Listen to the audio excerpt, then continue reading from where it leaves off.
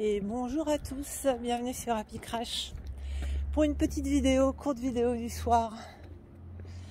D'abord, je suis très fatiguée. J'étais dérangée cette nuit, plus la chaleur. Alors pourquoi? Moi qui n'ai jamais chaud, vraiment chaud, qui supporte très bien la chaleur, là aujourd'hui c'est un peu plus difficile, mais ça doit être lié à la fatigue. Donc voilà. Je suis en ville, donc je vais peut-être être amenée de temps en temps à mettre sur pause quand un bus passe, jusqu'à ce que j'arrive à rejoindre les prés, là, qui sont pas très, les champs qui sont pas très loin. Mais je voulais commencer maintenant parce que j'ai pas l'intention de marcher 1 heure. C'était vraiment, là je me suis forcée ce soir. J'ai marché 1 heure ce matin avec une amie, mais là ce soir je me suis dit il faut quand même que je prenne un peu l'air. Je suis restée assise toute la journée à mon bureau. Donc il fallait que je me dégourdisse un petit peu les jambes. Mais c'était vraiment la raison qui parlait et pas du tout l'envie, parce que j'ai juste envie de dormir. Voilà, je fais cette vidéo parce que je voulais partager avec vous une expérience que j'ai vécue. Et si vous vous rappelez, quand j'ai annoncé la création de la chaîne Happy Crash, une des raisons, c'est que je voudrais essayer d'élargir un peu notre vision des choses, d'essayer de changer un peu de point de vue. Alors pas d'avis, pas d'opinion, de point de vue, c'est-à-dire de se placer ailleurs et de changer notre angle de vue. Et pourquoi pas de changer d'avis d'ailleurs. Mais en tout cas, de créer un questionnement sur des choses qui nous paraissaient jusqu'ici complètement acquises, évidentes, et à ne absolument pas remettre en question. Donc l'expérience que je vais vous relater, elle n'a pas pour vocation, d'ailleurs il n'y a pas de conclusion. Je ne vais pas vous dire c'est bien, c'est mal, c'est ce qu'il faut, c'est ce qu'il ne faut pas. Elle a juste pour vocation de vous présenter une autre façon, une autre organisation, on va dire, de la vie. Donc il y a quelques années, un peu moins de 10 ans, mais voilà, ça commence déjà à faire maintenant. Donc j'avais un travail dans une multinationale, une très très grosse compagnie internationale. Un job très très correct, hein, avec un salaire très correct. J'avais une belle équipe, j'adorais mon boulot. J'avais un statut de cadre, mais vraiment cadre premier, peut-être 2e niveau, enfin pas cadre sup ou quoi que ce soit. Avec tous les avantages d'une très grosse entreprise, en plus dans le secteur de la santé. En fait, c'est un très gros, voire le plus gros laboratoire pharmaceutique. Donc, vous avez énormément d'avantages, avec entre 7 et 8 semaines de congés payés. Donc des salaires très corrects par rapport au reste du marché, un comité d'entreprise, surtout quand vous avez des enfants, assez incroyable. Et puis l'intéressement, la participation, bon bref, vraiment, à mon avis, ça pourrait être sur le papier la situation dont tout le monde rêverait en réalité. Et j'avais en tête depuis, je vais te dire très longtemps, mais en fait depuis toujours, de partir. Je voulais quitter la France, je voulais aller travailler ailleurs, je voulais savoir ce que ça faisait, d'être confrontée à une autre culture, à une autre façon de travailler.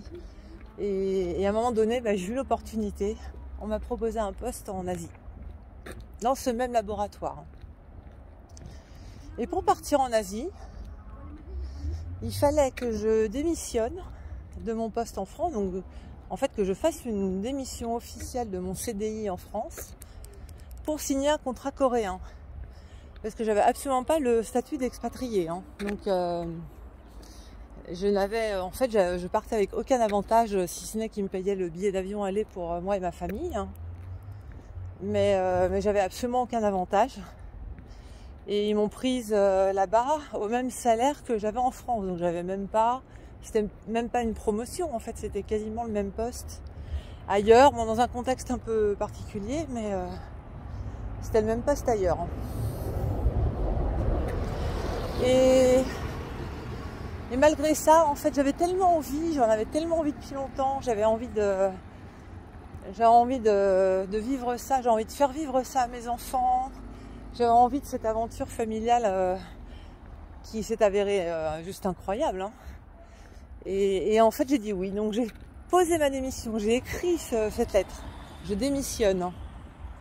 Et j'ai signé un contrat dans un pays dont je ne connaissais ni la langue, ni la culture, ni les lois, ni s'il y avait un droit du travail, ni rien.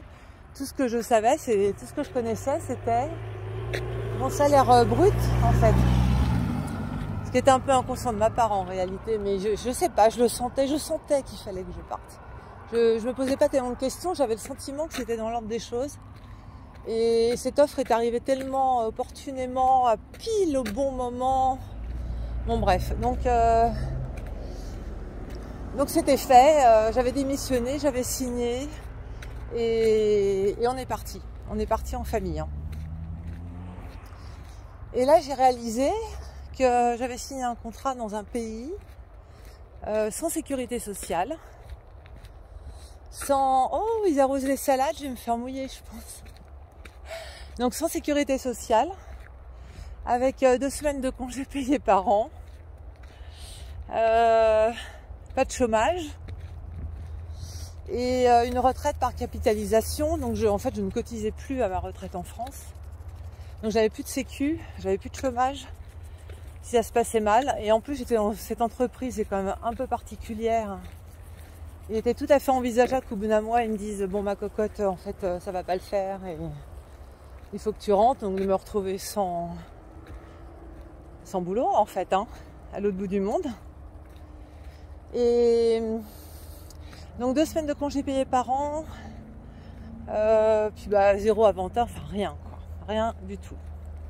Et j'admets que pendant 3 mois, 2-3 mois à peu près, c'était vraiment une position hyper inconfortable.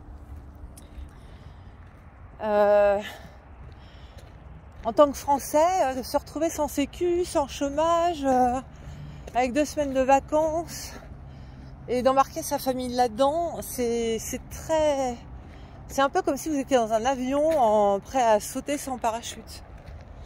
Et vraiment j'en ai fait des cauchemars, vraiment. Et puis à ma grande surprise, ce sentiment s'est évaporé au bout de 2-3 mois.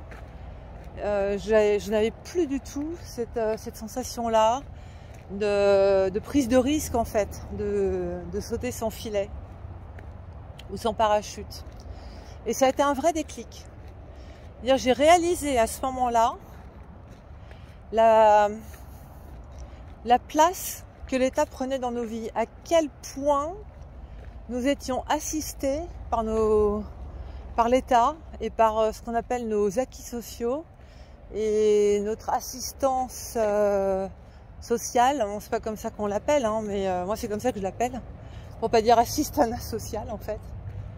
J'ai réalisé ça à ce moment-là, parce que au bout de 3 mois, je vais vous raconter juste pour répondre à vos questions en fait, parce que c'est pas le sujet de la vidéo, parce que je dis pas que je viens d'un monde, c'était un monde parfait, hein, c'est pas du tout ce que je raconte.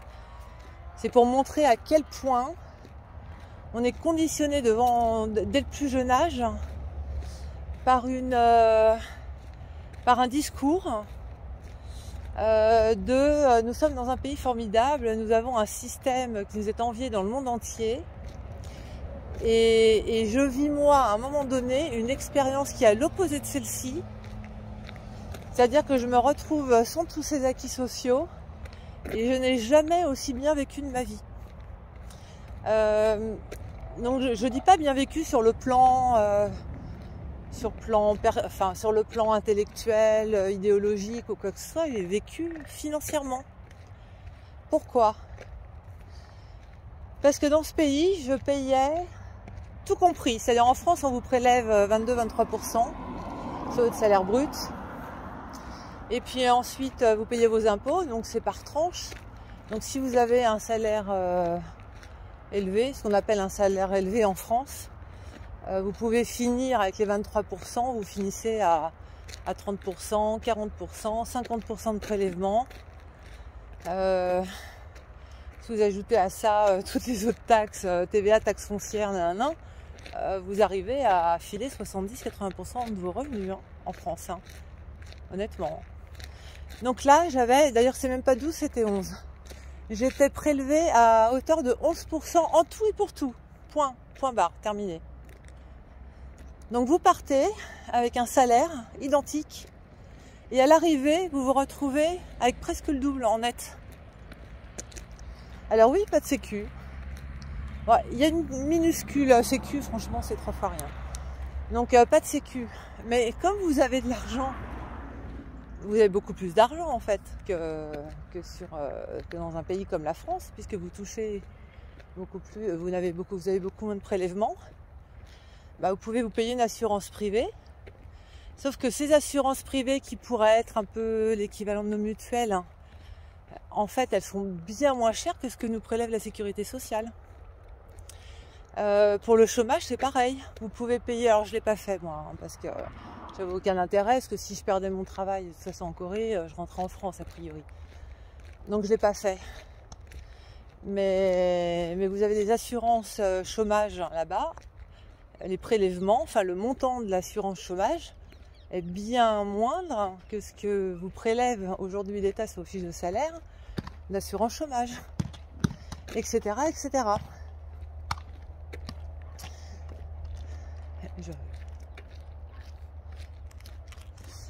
Donc je me suis retrouvée à l'étranger, sans filet, sans sécu, sans chômage, voilà, avec très peu de congés payés et avec une vie de rêve. Donc c'est juste ça que je voulais partager avec vous, parce que je pense qu'il est quand même intéressant de remettre en question, mais même si c'est le temps de 5 minutes, de 10 minutes, le temps d'une réflexion, mais de s'imaginer, de se transposer dans une vie où on gagnerait le double. On gagnerait le double, mais on n'aurait ni sécu, ni chômage. Voilà, et moins de vacances. Mais par contre, les vacances, bah, comme vous pouvez mettre plus d'argent de côté, si vous avez envie de plus de vacances, vous prenez des congés sans solde. Ça, c'est tout à fait possible. Ce pays-là, alors, il n'y a que 2 semaines de vacances. Mais, bah oui, mais ils ont énormément de jours de public holidays, sont donc de jours, comme on appelle, les jours fériés payés. Bah oui. Donc fin septembre, il y a plusieurs jours. Au moment du nouvel an lunaire, c'est quasiment une semaine. Donc bon, en fait, les 2 semaines de congés payés, c'est très relatif. Mais bon, ça, quand vous arrivez là-bas, vous le savez pas. Mais je crois que c'est vraiment important de se questionner sur à quel point nous dépendons de l'État et du système social français dans notre vie privée et dans notre vie de tous les jours, dans ce qui est le plus important entre notre santé, le travail, le chômage, la retraite, en sachant qu'ils interviennent dans les moments difficiles en fait, parce que bah, c'est quand on est malade, c'est quand on n'a plus de travail, c'est quand on est trop vieux pour travailler.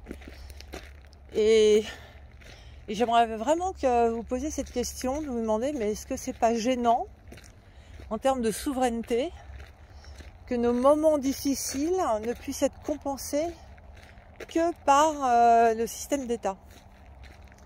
Est-ce que c'est normal? Est-ce que c'est souhaitable?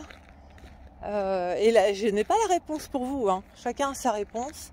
Moi, j'ai vécu les deux. Donc, j'ai quand même une vision assez claire des avantages et des inconvénients dans les deux. Et je pense qu'on voit les avantages et les inconvénients en fonction de sa propre situation, de son propre tempérament, de la confiance qu'on peut avoir en soi, à rebondir, à trouver un travail, à être capable de faire n'importe quel boulot pour vivre ou survivre, etc. Donc, de son état de santé.